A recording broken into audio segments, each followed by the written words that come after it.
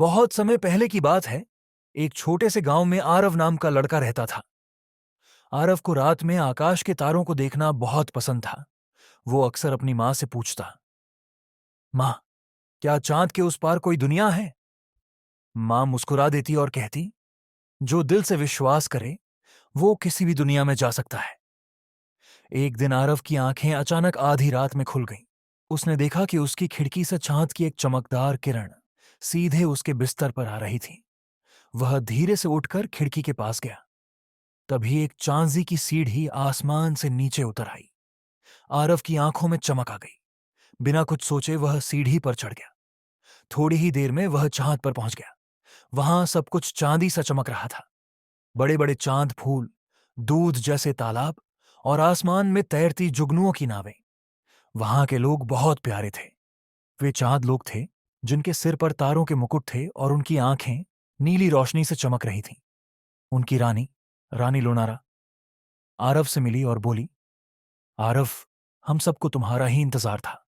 हमारे चांद के दिल में एक जादुई मोती था जो रोशनी फैलाता था, पर वो मोती अब खो गया है। अगर वो वापस नहीं आया तो चांद अंधेरे में डूब जाएगा। आरव ने हिम्मत दिखाई और बोला, मैं ढूंढ कर लाऊंगा वो मोती। रानी लुनारा ने उसे एक चमकती छड़ी दी जो रास्ता दिखाती थी।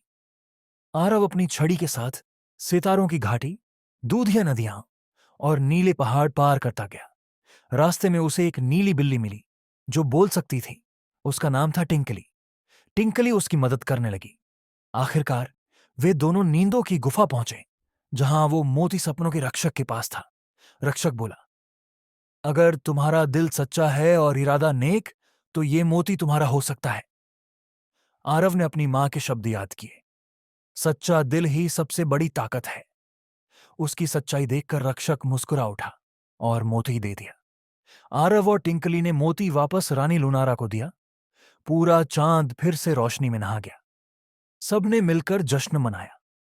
रानी ने आरव से कहा, अब तुम वापस जा सकते हो, लेकिन जब भी दिल से चाहोगे हम तुम्हें फिर बुलाएंगे। आरव ने आंखें बंद की और जब खोली वो फिर से अपने बिस्तर पर था। खिड़की से चांद उसे मुस्कुरा रहा था और उसकी चमक में कहीं टिंकली भी दिख रही थी। आरव धीरे धीरे मुस्कुराते हुए सो गया और सपनों में फिर से चांद नगरी की सैर पर निकल पड़ा। बच्चों, अब सो जाओ, कल मैं दोबारा से एक अच्छी सी कहानी लेकर आऊंगा।